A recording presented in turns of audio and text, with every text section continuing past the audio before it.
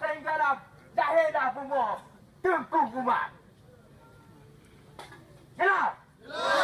Lagi yang gigih ni dari Aceh, gigih gede. Bahawa Aceh Tahniah yang tungkan yang pertahankan untuk kebenaran. Yang salah itu dibenarkan dan tidak yang benar itu untuk disalahkan. Sepakat?